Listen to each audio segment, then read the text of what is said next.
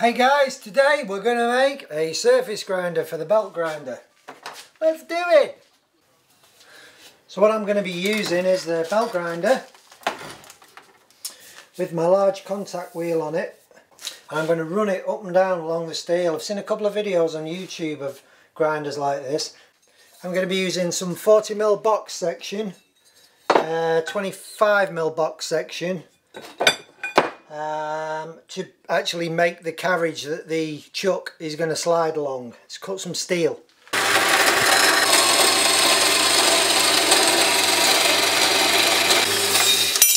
Okay guys, here's me railway line. The chuck is going to slide in between like so. I've done that 240mm long. I've done the rails 760mm. Yeah, I'll probably get a 14-inch blade on this. Don't make much stuff much bigger than that. I'm going to mount this on these bearings, and I want the bearing just below, top of the bearing, below the height of that, my chuck. So I'm going to put some holes in the side.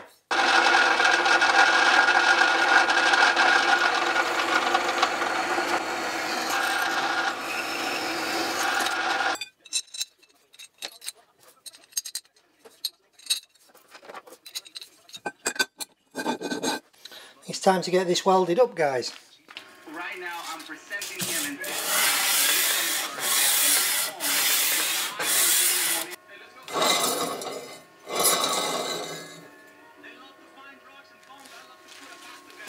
Need a carriage now to mount this in, and for that I'm going to go and clean up some rusty old 40mm. Guys, I've cut my 40mm tube, sandwiched the sort of the guide between the two rails, and I've just drilled a hole in through that wall, put an 8mm bolt in, which is, cut the thread off, so it's just kind of a stud, and I'll probably just put a tack weld on that just to hold it. I've done one on each side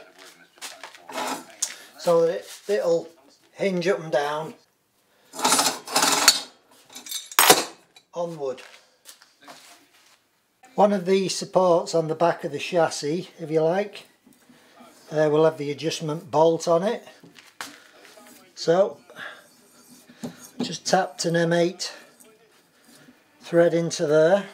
Tacked most of this together at the moment. There's the adjuster being mounted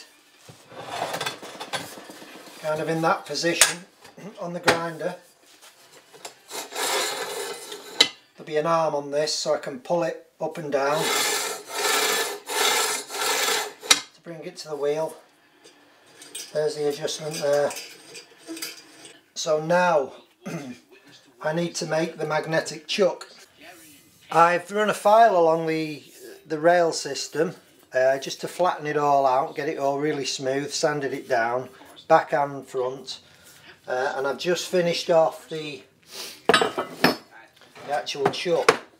So what I've done, I've put a plate on top of it which will just protect the bearings underneath from grinding dust and spatter.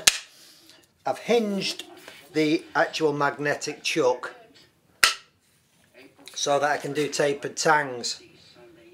Tighten that bolt up, which will lift the chuck slightly, and it'll allow me to do a tapered tang on a knife or a distal taper. So what I'm going to do is I've got that running pretty sweet, that. So what I need to do is just mount another roller underneath, just to hold it all in place, stop the chuck dropping off. So I'm just going to weld that. Onto there,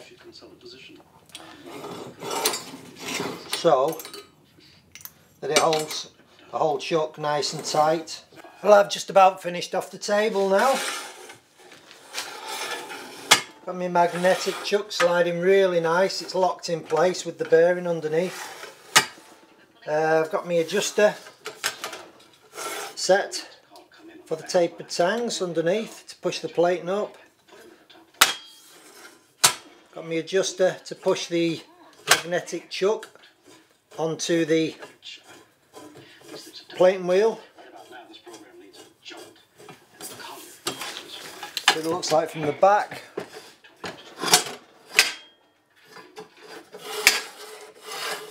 My next job now is to mount it onto the actual grinder and build a magnetic chuck. So I'm going to arrange the molybdenum